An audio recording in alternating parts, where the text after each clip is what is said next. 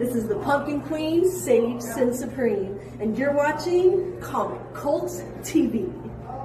Hi, Kevin Eastman, co-creator of the Teenage Mutant Ninja Turtles, and I'm talking to all the fans on Comic Cult TV.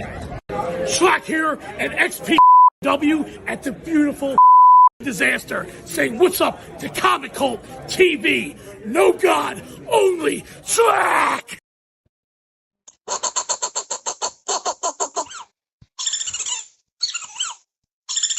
Yo, what's up? This is Francavilla. That's right, you are watching Comic Cult TV. Like and subscribe if you haven't. Do it now!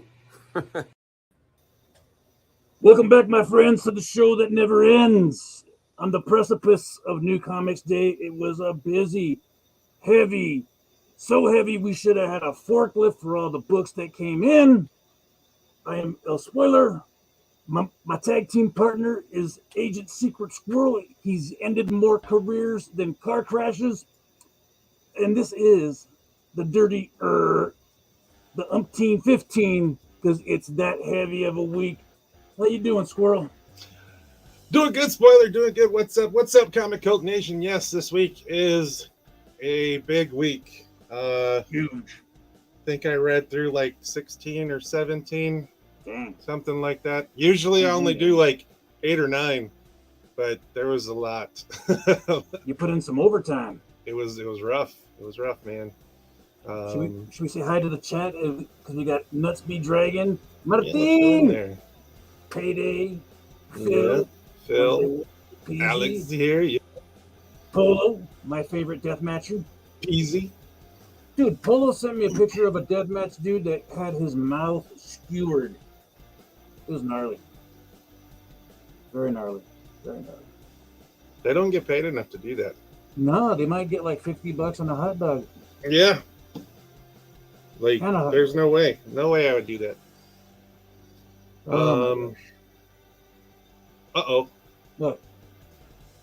If I can find it. Remember, kids, the views and opinions of the Spoiler, Agent Secret Squirrel, Audrey, do not necessarily reflect the views and opinions of Comic Cult HD nor its subsidiaries. Viewer discretion is advised. We get loose with it and we give honest opinions, but it doesn't give you a right to cancel us. Yes. You say all of that just so you can basically say this. Warning. This video contains super awesome content not suitable for people who don't enjoy super awesomeness. Viewer discretion advised.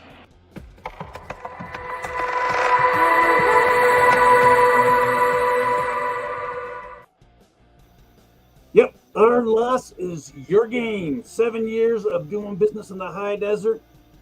Last day of the sale is tomorrow. 50% off all the back issues in the black bins, 25% off all toys, and 20% off all slabs. We just got an influx of slabs in.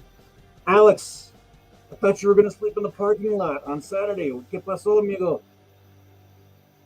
Yeah, they got a lot of slabs. I picked up one the other day, Saturday. Was it Saturday? Yeah, it was Saturday when I was there.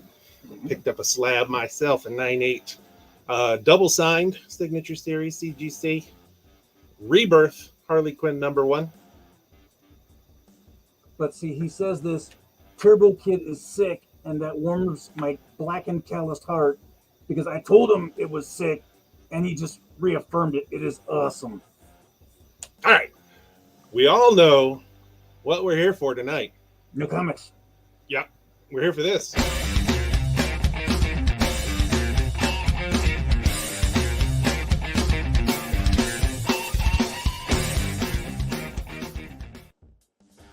I love the graphics, but the music is It's just fine. It's fine. Don't even worry about it. So I'm gonna play something for you tonight, and you're gonna probably try and shove ice picks in your ears for what I'm gonna play tonight.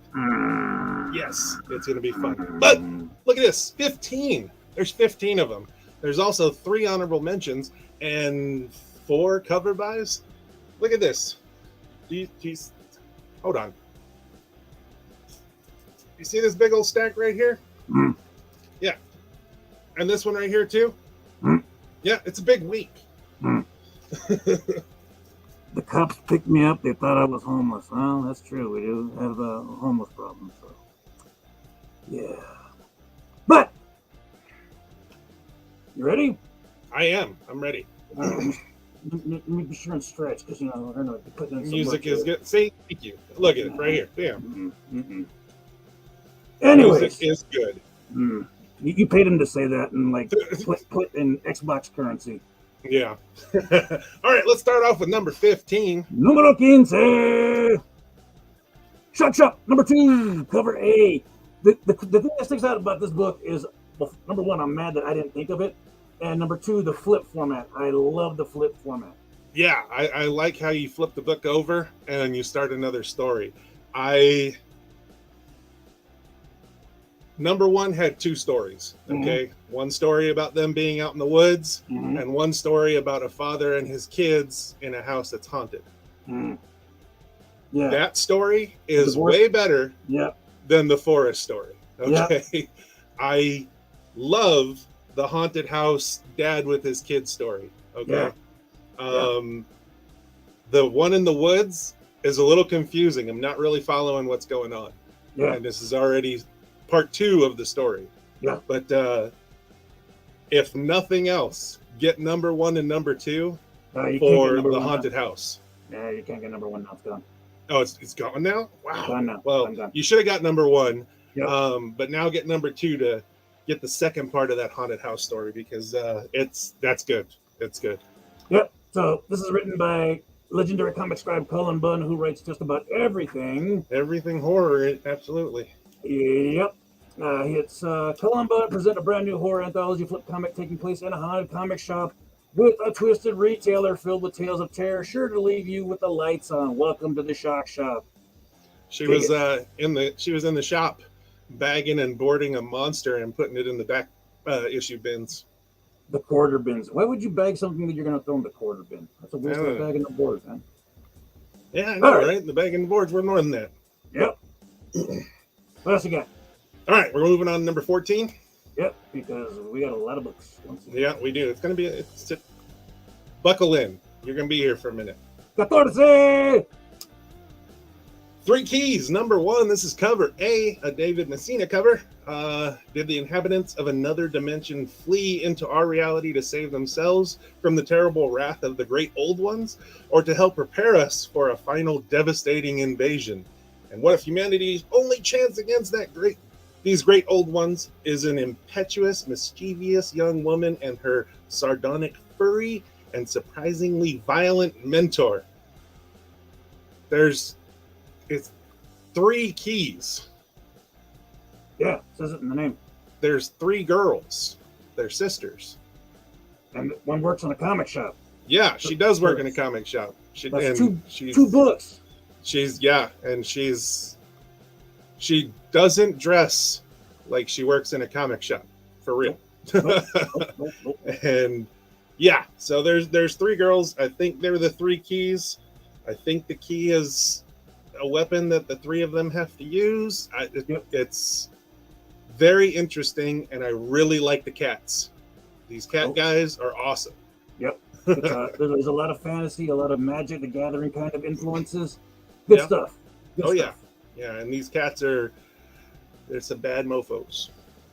Shut your mouth. Yeah. Just talking about the cats. This is cover A. There is cover B also. Yeah. I can't wait to see where it goes. Look at that big white Ajani looking cat back there from Magic the Gathering. Yeah. And the sword, it's like it's one of those like Final Fantasy swords. It's like a big 15-pound sword that they're swinging around, cutting stuff up. It's great. Alex says, sounds like a girl in a comic shop, I know. Yeah, kind of ahead of the curve on that one. All right. ¿Qué más? We got number 13. Lucky number 13. Oh, speaking of 13, before we jump into it. Okay. All y'all cats who are on Twitter, go over to the Pink Bunny Says So That's Dan Fraga's I guess, what do you call it? Twitter, tweet page, whatever. And since we're in October, he's doing Fragtober, but only going to do 13 days. So if you want to see some cool art be drawn, just tell him what you want to see drawn. And if you're lucky enough, he'll pick you out. He'll pick out your suggestion and you can win that original artwork. So it's Fragtober, baby. When does that start? Today was the first day. Oh, okay. I'm gonna jump on that starting tomorrow then. Yeah, you're allowed 13, one choice per day. So you get to label it day 1, I choose yada yada yada. Day 2, I choose yada yada yada. So okay, sounds good. we love Dan. All right. Number 13 is Sweetie Candy Vigilante number 1. This is cover A. It's sugar, ice, and you better be nice. Sweetie Candy Vigilante is a honey-dipped, dark humor-infused horror fantasy that tells the tale of Sweetie, an ethereal, beautiful, charming, well-meaning, yet unquestionably unhinged. This is a bat guano crazy book. Like, you're going to sit down and you're going to read it and you're going to be like, this is a trip. It's nuts. From start to finish, she is absolutely out of her mind. Like somebody else we know. Yeah. That's my comic shop. There's a lot of gore, a lot of killing, a lot of booger sugar, scantily clad lady. Yeah. They definitely draw her with back issues. And she's top heavy. Yeah, and bottom heavy too. Like it's wow. But this is cover A. This in the book, she's in a. It says an ice cream bunny shop. Not really an ice cream bunny shop. It's more of a strip club. It's not more. It is a strip club. Yeah, and she starts playing this song on the jukebox while she's taking care of business. And the cool thing about it is you go into this book and it comes with a code to download this song for free.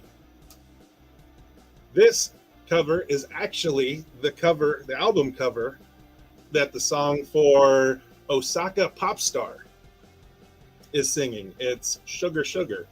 Now, let me go ahead and play this for y'all. Oh, hell. Yeah. Oh, buddy. Here we go. This is the free download that you get. And you play it while you're reading the scene where she's playing it on the jukebox, handling business. Here we go.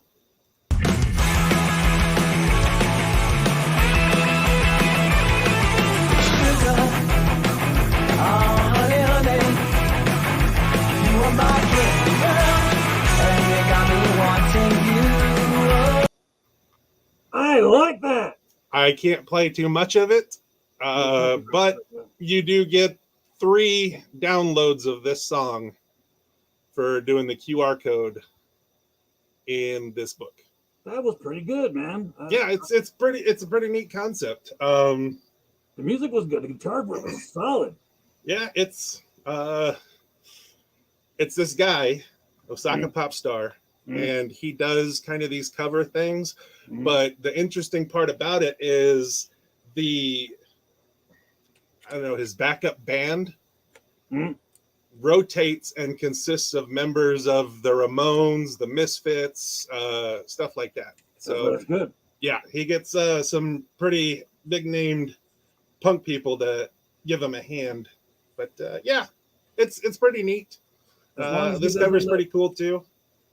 As long as he doesn't let Fat Mike anywhere near it. Alex, it's called The Pink Bunny Says So on Twitter. Yeah, you enter your submission there. Yeah. All right. So it's a really good read. When you're done reading it, you're going to be like, what in the heck did I just read? Yeah. You're going to have this song playing in your head. Yeah. It's good times. Good times. A lot of booger sugar. Yeah. Number 12. Numero 12. Let's see. Let me get past all this stuff. Boop. Boop. Okay, we are on to. Oh yes, here we go. Revolvers. You gotta do this one. I didn't read it yet. Hampton, Wales, a Detroit homicide detective finds himself trapped in a mysterious and violent reality only to find himself dead while attempting to solve a seemingly average and routine homicide. It takes place in Detroit. Uh-oh. So it's already a bad place. Don't drink the water. Yeah. And he takes part in a little self-deletion. Oh, yeah. And wow. All right. He goes into this crazy world with this gun. And he's got a guide in this world. And he starts running into people that he did wrong in the real world that are all ghoulish and nasty. But I mean, what else is there to do when you're living in Detroit? You know, you can buy a house for $17 there. So yeah, well, I mean, it was a little confusing to me because when you're reading and they're showing Detroit and then he basically goes to hell, there's no real scenery change. Yeah. So it kind of threw me for a loop there. But yeah, no, it was a decent read. I want to read the next one because he's now full on in this other world and he's using this revolver to whatever. It's interesting concept. Hopefully they show him going to a Lions game, you know. All right. Does anybody go to a Lions game? I don't think so. You'd be surprised. A lot of visiting teams. That's like a Raiders game. All right. We're on to number 11. Ooh, this is a good one. This one's I like. Bam. Cowabunga it is. TMNT Saturday Morning Adventures #1, cover A. In 1987, the world at large was introduced to the TMNT by way of a catchy theme song and an action-packed cartoon, and a nifty toy line. The cartoon's aesthetic returns in TMNT Saturday Morning Adventures. A lot like the G.I. Joe series that IDW put out. You're telling me that this is also much in the same vein? There's three. Oh yeah, it's done up just like you're watching the cartoon. It's straight nostalgia. Nice. All the characters from the cartoon, from the Rat King with all his bandages on to Baxter Stockman the Bug and Krang in his robot suit, all that stuff. They're all here. The whole list of them. You don't happen to have an image of the Eastman cover, do you? I don't. Oh, okay. This is the one that I picked up. The 1 in 10. It's pretty cool. Little birthday cake on it. Sweet. But I was maybe did I? I don't know. No, I didn't. I usually put Eastman stuff on there because we like Eastman. But I just grabbed A just because it's a big list. It's a big list. But the Eastman cover is pretty good too. All right. What else we got? All right, here we go. Number 10. Número 10. Star Wars Mandalorian #4. This is cover D, the Peach Momoko cover. I got it. It's not there. I know. Let's go ahead and hit the button. Oh, look how cute he is. Look how cute. Oh, give me a second. All right. I got the Momoko cover. It is cover D, but it's cool. It's got a little man on it. Yeezy. Yeah. It's still following along the Mandalorian season 1. Okay. We run into Cara Dune in this one. Is it her first appearance in comics? Maybe. She's in the entire book, but as Phil pointed out, and I read through the whole thing trying to find it too, she's not named in this one. So maybe the next one, when she's named, they might call that her first appearance, but she's in almost every panel in this book. Looking back, I don't think they mentioned her name in the show until the very end either. Yeah? Yeah. Alan Vasquez. Well, it was at the very end of that episode that she was in, right? The first episode she was in? where they were fighting in that little village. Yeah, but I don't think they mentioned her name until at the very end. Yeah, I don't know, but they didn't mention it in here, but she's in here. You know who it is? Looks just like Gina Carano. So Alan Vasquez says, just started Vanish. It's amazing. Is that a weekly issue? Unfortunately, it is not. Most comics are monthly issues, and that is no exception. But you're at the right place to find out great comics. We don't recommend crap. The cool news is just this past weekend, Vanish #2 was on FOC. So about 3 weeks from now, it should be coming out, 3-4 weeks. Yep. So, yeah. Our Friday night show will spotlight books that are scheduled to be shipped or street dated in 2 to 3 weeks, depending on fluctuations in the market. Yeah. Some of them are like 2 months out. Some of them are 2 weeks out. It just all depends on their release dates. Yep. All right. We got number 9. You ready for 9? I'm ready. You like this one. Are you ready? I'm ready. Oh, yeah. You want to do it? Yeah, you can. Yeah. Okay. Dark Ride #1. Perfect. I got CTE, so sometimes I can't, well, not a lot of times I can't sleep. So I'll get on the information superhighway and I'll look up amusement park casualties, much to the chagrin of Mrs. Spoiler. So you get all the backstories of Disney and whatnot, who died where. This is right in that wheelhouse. Welcome to the scariest place on earth. Devil Land has been the world's premier horror-themed amusement park for over 50 years, home to the scariest ride ever created, the Devil's Due. But when lifelong fan Owen Seasons begins his first day on the job, he will discover the true horrors happening behind the scenes. Don't mess with the animatronics. Don't sleep on this book. Highly recommended. You will not be disappointed. Yes, this is cover A. We got another cover. This is kind of the cover that I like right there. What was her name? Her name was Halloween, right? Yep. Yeah, her name is Halloween Dante. Yep. It was clearly tongue in cheek, based on the Walt Disney Empire and all the things that went into creating that empire, but with a dark, sick, and twisted angle on it. Yeah, there's when you first meet Halloween in this book, there's a line that just made me laugh.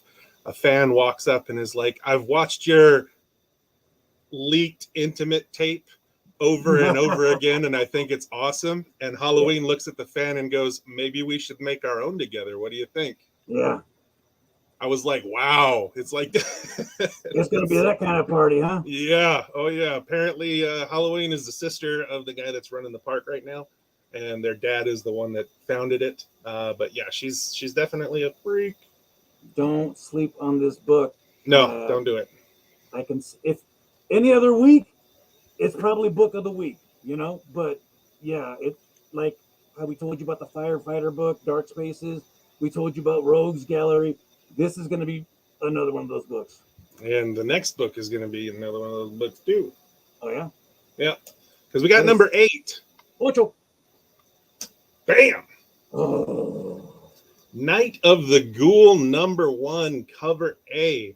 Shot in 1936, Night of the Ghoul by writer-director T.F. Merritt was meant to sit beside Frankenstein Dracula as an instant classic, but the legendary film never made it to the silver screen. Just before editing was finished, a mysterious studio fire destroyed the footage and killed the cast and crew celebrating at the wrap party. Forrest Inman is a horror film obsessive who digitizes old films, and bottom line, he found this, okay? And he started to watch a little bit of it, but it's fragmented. It's kind of broken up into pieces because it's the old real film. And then he goes and finds this T.F. Merritt guy, and T.F. Merritt basically lets him know that it's not really a movie. It's something that really happens. But I'm really interested in the movie, and strap in when you read this one, because it is a long read. Yeah, I'm just about to get to that. It is a very long read. Okay, there's a lot of words. There's a lot of words, but read them all, because it kind of jumps back and forth between the movie and him talking to the creator of the movie and what's going on in real time. It's good though. It's very good. It is very good. The cool thing about it is, as of today, it has been optioned. Dun dun dun. Yep. So eventually they're going to make it into something you could watch on TV. But The television. definitely pick it up. We're telling you right now. Like, go in tomorrow and pick it up because it's already optioned. So it's already going to start rising in price. It's going to do something. And it's written by Scott Snyder, so you know it's not going to suck. Yeah. Bozo the Butcher, 1993. DC the Spectre, number 8 is hands down one of the coolest glow-in-the-dark covers ever, FYI. Okay, cool. Thanks for the info. Nice. Good job, Bozo. Bam. Number 7. Número 7. Dark Crisis, the Deadly Green, number 1. It's a Dark Crisis tie-in. The long and the skinny of it right there at the bottom. First appearance of Super Swamp Thing. Yes. Jonathan Kent and Swamp Thing kind of do a Dragon Ball Z fusion thing, and you got Super Swamp Thing. Yeah, cool. It's pretty awesome. And then Superman kind of helps out with the whole Dark Crisis storyline. And then as soon as you're done reading that one, read Dark Crisis number 5 because it's kind of in order. That one and then Dark Crisis number 5 because Superman and Swamp Thing show up with the piece of equipment that they recovered in this book. Okay. So, yeah. Good stuff. Good spec. Número 6. Let's go. 6. 6. Man, you trying to push it along, huh? A little bit. The schematics say that our longer videos don't do so well. Yeah. Hulk number 9. New arc, Hulk Planet. Thoroughly shaken by his battle with Thor and Titan's impact on his friends, Bruce Banner decides that his best company is himself, and only himself. Oh, Hulky needs a hug. As he sets Starship Hulk on a faraway course, he begins to reckon with what it means to be healthy and encounters an alternative to isolation. Who exactly is Monolith? First appearance. Yes. Monolith's right there on cover A. She's the girl? She's like a purple Hulk, I guess. Oh, wow. But yeah, that's Monolith right on the cover. She's in the very last page. It is her first appearance. She introduces herself and everything. Looks like Cruella de Vil or Maleficent. Really cool. There's a Predator cover too. Oh yeah. Hulk is getting stabbed by the Predator. Yep, that's pretty cool. Drawn by Dale Keown, right? Comics legend. Yes. I love Dale Keown's work. It's awesome. All right, here we go. Number 5. Número 5. Speaking of Dark Crisis on Infinite Earths, number 5. This is cover A. Follow the Dark Crisis storyline right here at the bottom. Possible permanent death of an established Justice League member. Read it. Okay? Somebody dies? I'm not spoiling nothing. I am not spoiling nothing. You're gonna read this one, and you're really gonna want to get cover B. I think cover B. Is that the one? It's in cover buys. Yeah, the casket cover. That's a really cool cover, and it's in cover buys, so you'll get a look at it later. But yeah, trading card covers that there's 2 of that we didn't know of until like the day was almost over. And oh yeah, the trading card cover. You get a whole set if you get both the covers. Did you punch yours out and put them in a binder? No, I didn't grab that one. I got cover A and cover B. Cover B was my favorite cover of this one though. Dig it. We got number 4. Like the Fantastic Four. 4. GPK Origins number 1, cover A.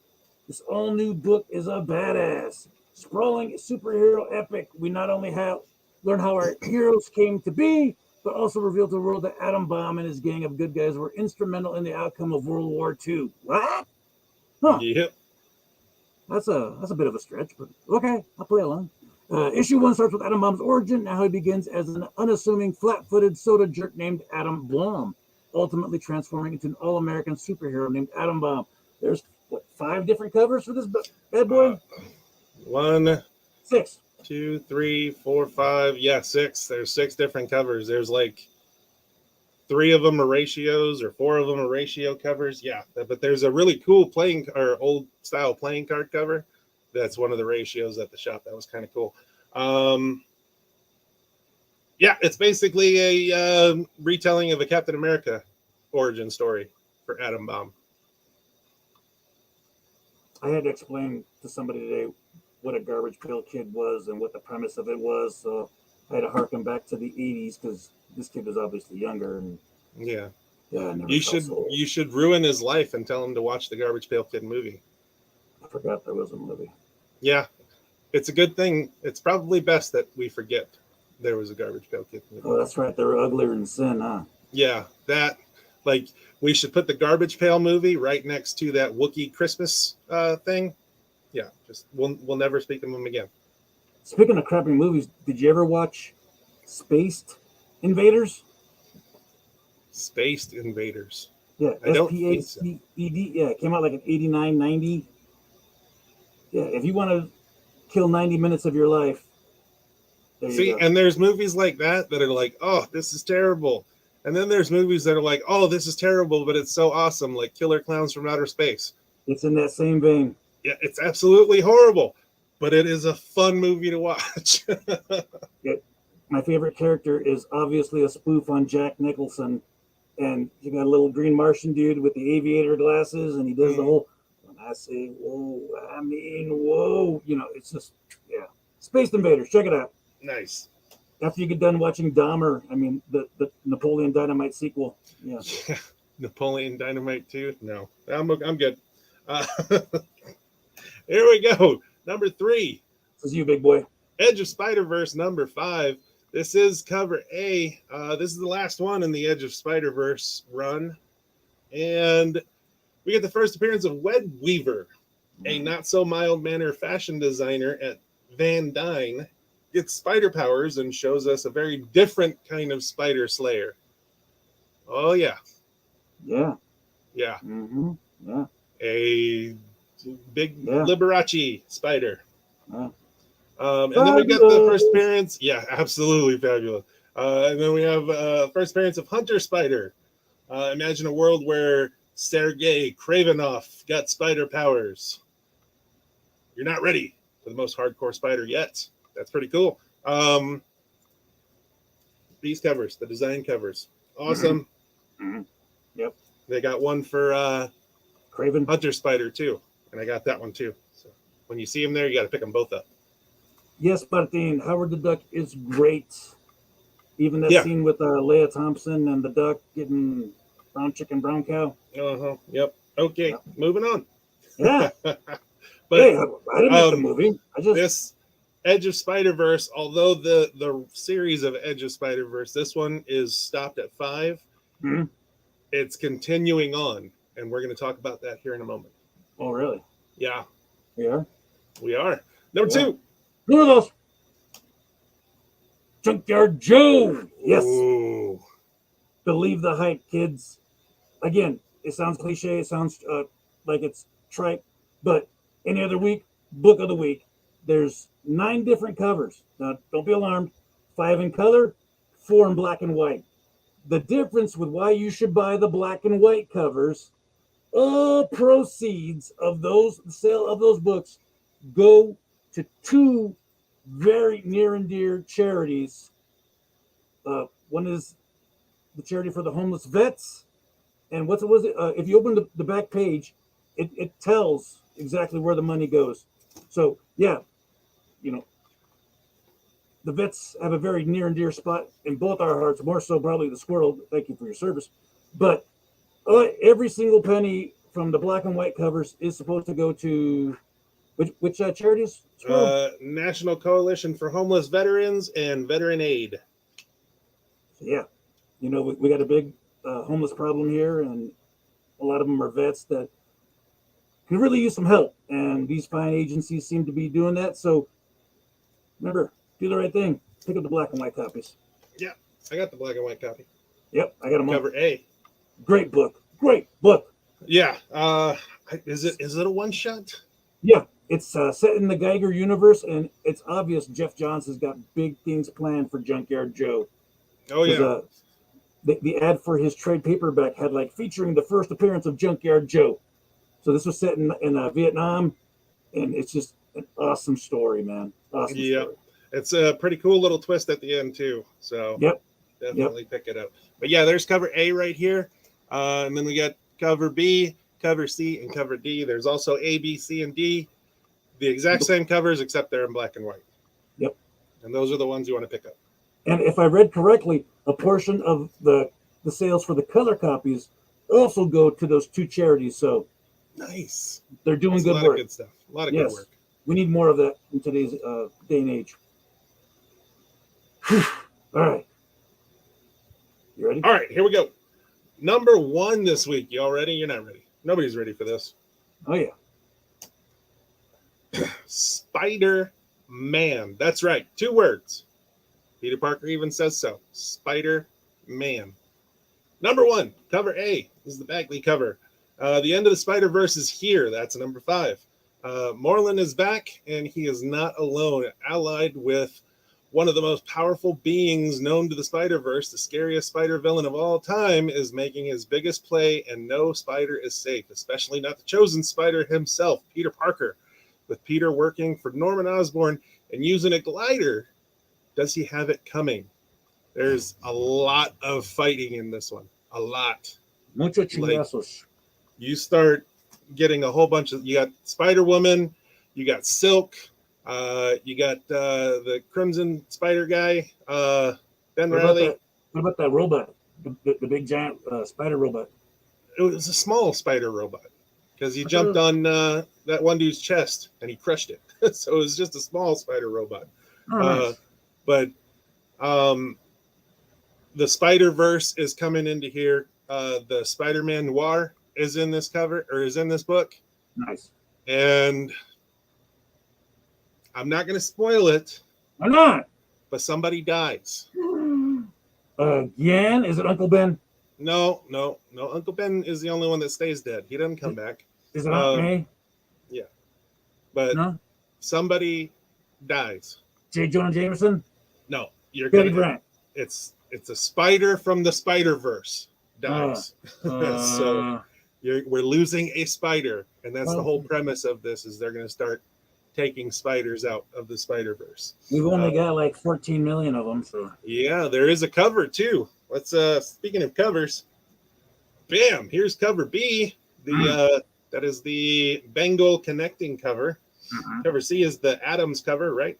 Dig that Art Adams cover. Yep. And then we got the Scotty Young cover. I got that right here. Yes, sir. Dig me some Scotty Young. We got cover E. And then cover F is the Ramos cover.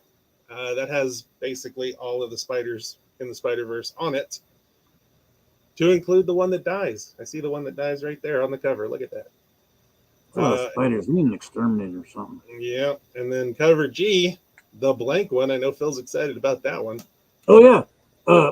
Phil is open for commissions. So, yeah, if you got blank copies, throw it at your boy. Nice. Yes, that's awesome. Sorry, Definitely get him some work. You're ready now. Phil to work.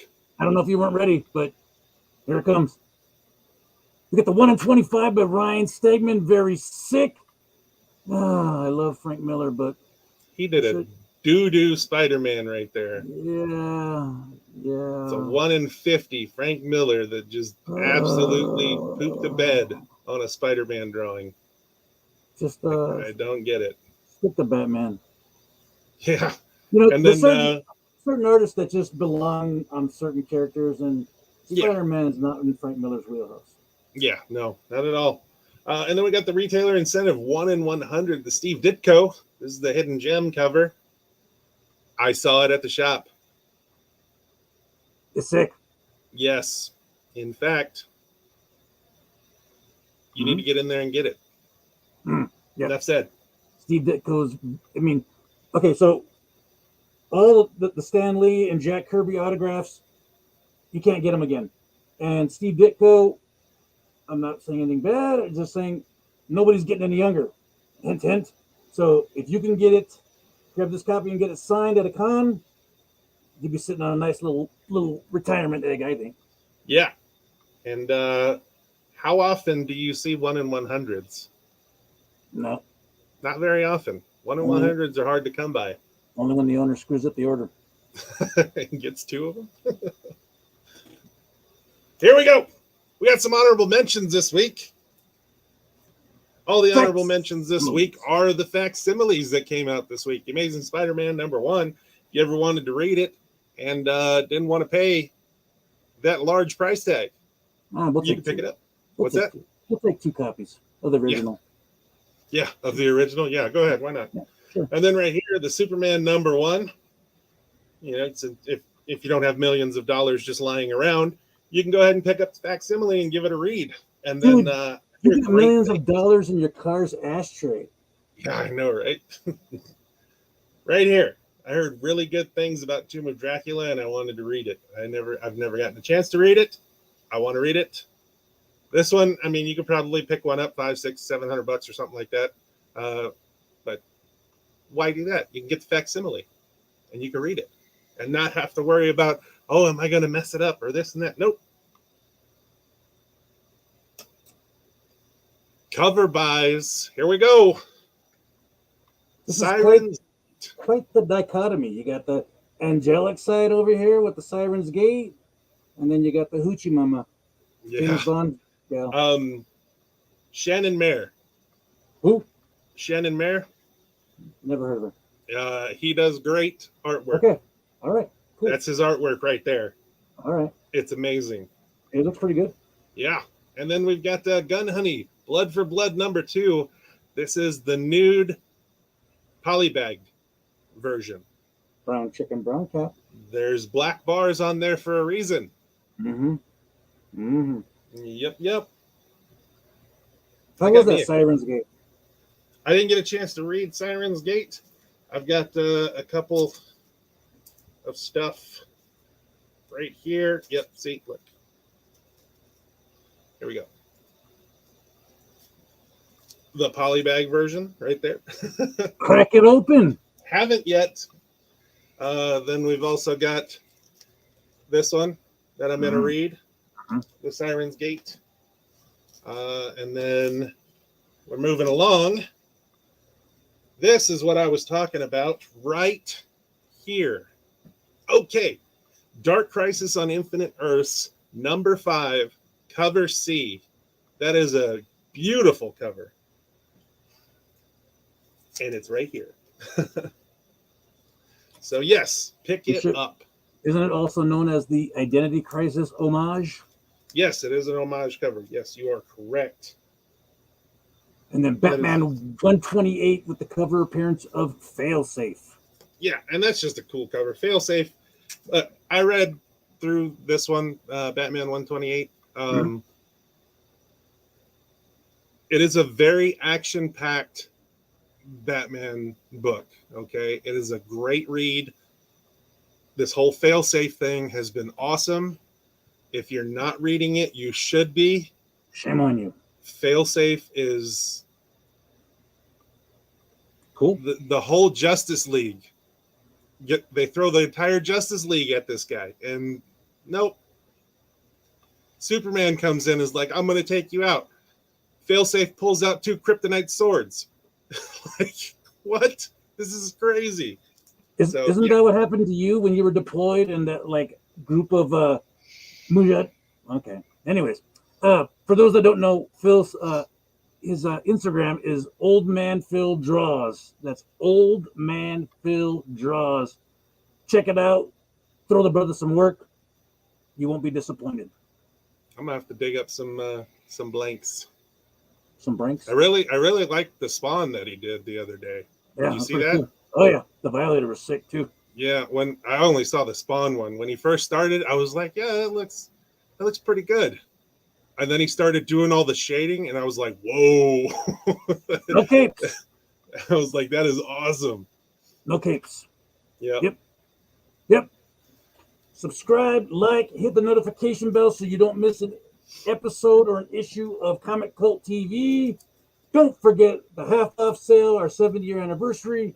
Don't forget Old Man Phil Draws. Don't forget Fragtober. Don't forget The Dead Lucky and Minor Threats. Mm-hmm. It's more than just a classic punk rock song. Yeah, Minor Threats is awesome. The Dead Lucky is awesome. I can't say enough good things about that. It's just I really enjoy that series. So definitely, kids. it's a big week. Big week. Huge. Open tomorrow from 11 to 6. Back on Friday, noon to 5. Back on Saturday, 11 to 5. New Comics Day is still a thing at the High Desert Premier Comic Book Shop Comic Cult HD. Remember, mahalo means goodbye. Yes, indeed, it does. And as always, later, Comic Cult Nation. Later.